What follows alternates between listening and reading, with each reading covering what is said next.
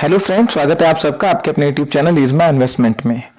Friends, Zomato और Paytm ये दोनों स्टॉक अपने लिस्टिंग के बाद से ऑल टाइम लो के आसपास चल रहे हैं। इवन जो हाईज इन दोनों शेयर्स ने बनाए थे वहां पर 50% से ज़्यादा की करेक्शन इन दोनों शेयर्स में आ चुकी है।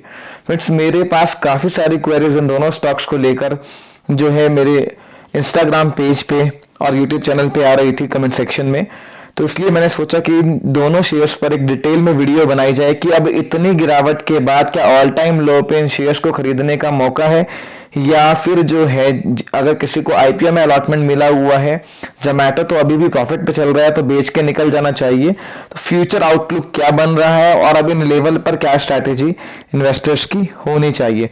फ्रेंड्स, आपकी कोई भी क्वेरी हो आप हमें यूट्यूब पे सब्सक्राइब करिए, हमारे इंस्टा हैंडल को फॉलो करिए और आपकी कोई भी क्वेरी आप डायरेक्ट मैसेज करके हमारी टीम से बात कर सकते हैं।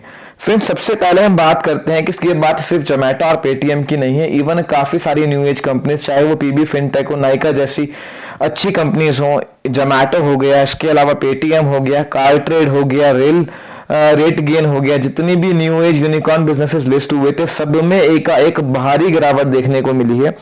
सबसे पहले हम बात करते हैं कि इन कंपनीज में गिरावट के कारण क्या है। फ्रेंड्स, मार्केट में एक जबरदस्त मूव मिड कैप और स्मॉल कैप सेक्टर में पिछले 1-1.5 साल में देखने को मिला है। इस बुल रन में ज्यादातर मिड कैप और स्मॉल कैप अपने लोअर्स से लगभग 8-8, 10-10, 15-15 गुना तक हो चुके हैं। न्यू एज कंपनीज के आईपीओ भी इन्हीं बुल रन के बीच में है और उनको जबरदस्त रिस्पॉन्स भी मिला और जबरदस्त वैल्यूएशन भी मार्केट दे रहा था। फ्रेंड्स, अब जब मार्केट जो है करेक्शन मोड में है, कंसोलिडेशन मोड में है, काफी सारे स्टॉक जो है करेक्ट होके एक अच्छी जो है बाइंग अपॉर्चुनिटी भी दे रहे हैं, तो ऐसे में प्रॉफिट बुकिंग सबसे ज्यादा उन शेयर्स में आ रही है जहां वैल्यूएशंस बहुत महंगे हैं। जितनी भी न्यू एज कंपनीज है ये अपने सेल्स टू मार्केट कैपिटल के 20 से 25-30 गुना पे ट्रेड कर रहे हैं। प्रॉफिटेबिलिटी की तो बातें नहीं है, कंपनीज लॉस में है, तो सेल्स के भी ये काफी जो है बहुत रिच वैल्यूएशंस पे स्टॉक ट्रेड कर रहे हैं, वैल्यूएशंस बहुत एक्सपेंसिव है। दूसरी बात ये कि एक यूफोरिया में जो आईपीओ का यूफोरिया क्रिएट हुआ था उसके बाद से जिस तरह का मूव और लिस्टिंग गेन कुछ कंपनीज में मिले हैं, अगर हम जोमैटो की बात करें, नाइका की बात करें, तो एक यूफोरिया भी क्रिएट हुआ था जिसकी वजह से काफी सारे स्टॉक्स जो है एंकर इन्वेस्टर्स के पास में और रिटेल इन्वेस्टर्स के पास ओवरबॉट सिचुएशन में थे, तो वहां पर एक प्रॉफिट बुकिंग भी आ रही है। एक्सपेंसिव वैल्यूएशंस, मार्केट में करेक्शन और प्रॉफिट बुकिंग, एक तीनों ऐसा कॉम्बिनेशन है जहां पर सबसे ज्यादा मार नॉट इवन आप न्यू एज कंपनीज की बात करिए, ओवरऑल मार्केट का भी आप ट्रेंड देखेंगे, जो स्टॉक बहुत ज्यादा एक्सपेंसिवली वैल्यूएट थे सबसे ज्यादा करेक्शन उसी में आ रही है। अगर मैं उदाहरण के तौर पे एग्जांपल दूं, न्यू एज कंपनीज को आप छोड़ दीजिए तो इसके अलावा आप देखिए कि इंडिया मार्ट के शेयर में, डी मार्ट के शेयर में और इसके अलावा क्या कहते हैं नौकरी के शेयर में, इन्फो एज के शेयर में ज्यादातर जो रिच वैल्यूएशन वाली कंपनी थी उनमें एक जबरदस्त गिरावट का ट्रेंड देखने को मिल रहा है। सबसे पहले फ्रेंड हम जोमैटो की बात करते हैं। अपनी लिस्टिंग के बाद से अब तक ये स्टॉक जो है ऑल टाइम लो पे ट्रेड कर रहा है। स्टॉक 90 रुपए के आसपास के लेवल पर आज क्लोज हुआ है और भारी भरकम वॉल्यूम जो है सर्किट कुछ देर के लिए खुला लास्ट के आधा घंटे में, वहां पर भारी भरकम वॉल्यूम ट्रेड हुए हैं। 3.5-4 करोड़ शेयर्स की बल्क डील भी हुई है। उसकी डिटेल हालांकि हमें अभी तक नहीं मिली है कि किन इन्वेस्टर्स ने हैंड्स एक्सचेंज करे हैं। कल तक वो आ जाएगी तो हम अपने चैनल पे पोस्ट करेंगे। भारी भरकम वॉल्यूम के साथ ट्रेडिंग हुई है और स्टॉक जो है निचले सर्किट पर ही बंद हुआ है। फ्रेंड्स, ये स्टॉक ने कभी 170 रुपए के आसपास का हाई बनाया था, वहां से मोटा मोटा आधा ये स्टॉक हो चुका है। आईपीओ प्राइस से अभी भी 15-20% ऊपर ट्रेड कर रहा है। फ्रेंड्स, जोमैटो के बिजनेस तो आप सब जानते ही हैं, फूड डिलीवरी के बिजनेस में है। इस बिजनेस में ग्रोइंग अपॉर्चुनिटीज तो हैं और सबसे अच्छी बात जो मुझे एक जोमैटो के सेक्टर को लेके लगती है कि ये डिओपॉली सेक्टर बन चुका है। स्विगी और जोमैटो दो ही बड़े प्लेयर हैं, 90% के आसपास का मार्केट शेयर है और दोनों का मार्केट शेयर लगभग इक्वल 45% के आसपास है। बाकी छोटे मोटे प्लेयर्स हैं पर मेजोरिटी ऑफ चंक इन्हीं के पास में है। दूसरी बात यह है कि इतने करेक्शन के बाद में अब जोमैटो के जो वैल्यूएशन है वो स्विगी से भी सस्ते हो गए हैं। स्विगी ने अभी लास्ट वीक ही फंड रेज किया है 10.7 बिलियन डॉलर की वैल्यूएशन पे, और जबकि आज अगर जो आज की करेक्शन के बाद में 90-91 रुपए पे जोमैटो की जो मार्केट कैपिटल है वो 9.5 बिलियन डॉलर है, जबकि जोमैटो लिस्टेड कंपनी है और लिस्टेड कंपनी की वैल्यूएशन हमेशा जो है अनलिस्टेड से ज्यादा होती है। इस तरह का ट्रेंड देखा गया है लिक्विडिटी की वजह से। तो फ्रेंड्स, ऑब्वियसली वैल्यूएशन स्विगी की कंपैरिजन में सस्ते हो गए हैं और वैसे भी इतना करेक्ट होने के बाद अट्रैक्टिव लगते हैं। जोमैटो जो है सेल्स टू मार्केट कैपिटल के FY23 के एस्टिमेटेड अगर मार्केट कैपिटल की बात करें तो लगभग 20x के आसपास ट्रेड कर रहा है, जो कि किसी भी लिहाज से सस्ता तो हम नहीं कह सकते, पर जिस तरह की वैल्यूएशन न्यू एज कंपनीज को मिल रही है वहां को देखते उन सबको देखते हुए जस्टिफाइड ही लगता है। 70,000 करोड़ के आसपास के करंट का जो सीएमपी है उस पर कंपनी की मार्केट कैपिटल है। इसके अलावा कंपनी ने इनऑर्गेनिक ग्रोथ काफी करी है। लगभग अपने इंसेप्शन से लेके अब तक 14 से ज्यादा एक्विजिशन जोमेटो कर चुका है। कंपनी ने भी ग्रोफर्स में एक काफी बड़ा इन्वेस्टमेंट किया है और ग्रोसरी जो है ऑनलाइन ग्रोसरी की डिलीवरी के जो बिजनेस है उस पर भी कंपनी लगातार काम कर रही है। इसके अलावा मल्टीपल अदर बिजनेसेस में कंपनी के इन्वेस्टमेंट है, तो जो है इस तरह के जो न्यू एज बिजनेसेस हैं वहां पर कंपनी लगातार अपॉर्चुनिटीज को एक्सप्लोर कर रही है। फ्रेंड्स, जोमेटो जैसी कंपनी कोई एक ऐसा बिजनेस तो ये टैंजिबल बिजनेस तो है नहीं कि ये कोई मैन्युफैक्चर करते हैं या ट्रेडिशनल बिजनेस है, तो यहाँ पर ऑब्वियसली जो वैल्यूएशंस के अगर आप देखोगे तो आप इन्वेस्ट कर ही नहीं पाओगे।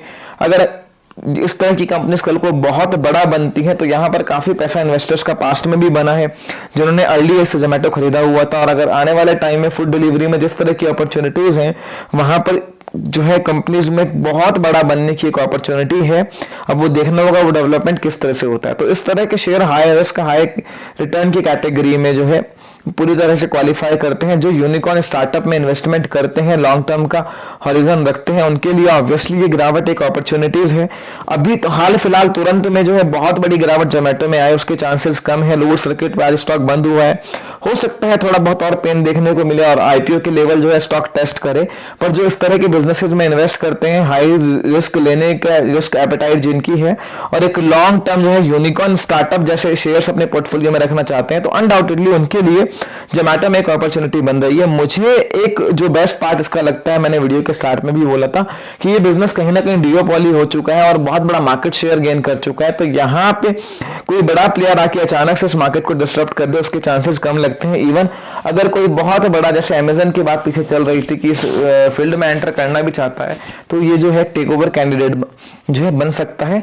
जोमेटो में जो यूनिकॉर्न बिजनेसेस में इन्वेस्ट करते हैं, high risk high return type of investor हैं, अच्छे रिस्क एपेटाइट रखते हैं, वो एक मौका इस गिरावट पर देख सकते हैं। और जो आईपीओ के लेवल से इन्वेस्ट करके बैठे हैं वो भी अपनी पोजीशंस को होल्ड कर सकते हैं। जोमेटो में जो आने वाले टाइम में संभावनाएं अभी तो है जो लगती हैं।